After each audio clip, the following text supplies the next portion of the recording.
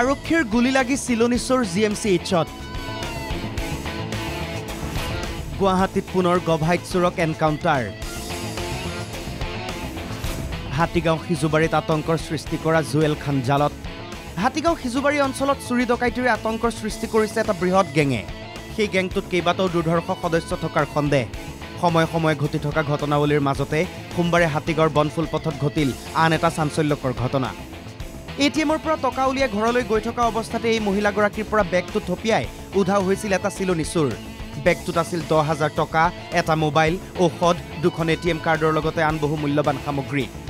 চিলনি চোৰৰ আক্ৰমণত আহত হৈছিল মহিলাগৰাকী নিশাই তেওঁক ভৰ্তি কৰোৱা হৈছিল হাস্পতালত তাৰ পাছতে চলিছিল আৰক্ষীৰ অভিযান খবৰ লাভ কৰি নিশা সিজুবাৰীৰ জুৱেলৰ ঘৰত উপস্থিত হৈছিলগৈ আৰক্ষীৰ এটা দল আৰক্ষী যোৱাৰ উমান পাই প্ৰথমে পলায়নৰ চেষ্টা কৰিছিল জুৱেলে ভেটা দিবলৈ যাওঁতে আৰক্ষীক দাৰে আক্ৰমণ কৰিবলৈ উদ্যত হ'ল জুৱেল খান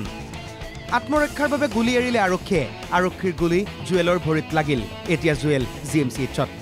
আমি সেই চুৰি হোৱা যি দুটা এটিএম দুটা উদ্ধাৰ কৰোঁ কিন্তু প্ৰথম অপাৰেশ্যনত আপোনাৰ যিজন আছামী আছিলে সেই আছামীজনৰ নাম হৈছে জুৱেল খান তেখেত পলাবলৈ সক্ষম হয় কিন্তু পৰৱৰ্তী যোনটো অপাৰেশ্যন আছিলে সেই অপাৰেশ্যনৰ কালত তেখেতক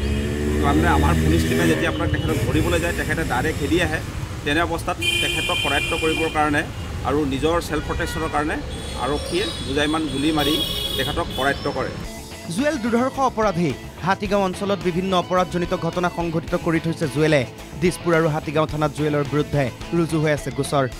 জুৱেল খানটো আগতে কেইবাটাও ক্ৰাইম এগেইনষ্ট প্ৰপাৰ্টি কেছত জড়িত হৈ আছিলে দিছপুৰ থানাৰ কেছত আৰু হাতীগাঁও থানাৰ কেছতো জড়িত আছিলে সিহঁত হৈছে হেবিচুৱেল ক্ৰিমিনেল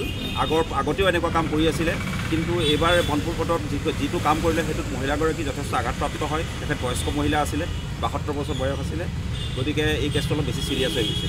আৰক্ষীয়ে অভিযান চলাই জুৱেলৰ ঘৰৰ পৰা উদ্ধাৰ কৰিছে এটিএম কাৰ্ড দুখন লগতে এখন চুৰি স্কুটিও উদ্ধাৰ কৰে হাতীগাঁও আৰক্ষীয়ে জুৱেল বহু চেইন চুৰি বাইক চুৰি ঘটনাৰ সৈতে জড়িত জুৱেল অকলে নহয় জুৱেলৰ লগত আছে এটা বৃহৎ গেং সেইসকলক বিচাৰিও অভিযান আৰম্ভ কৰিছে আৰক্ষীয়ে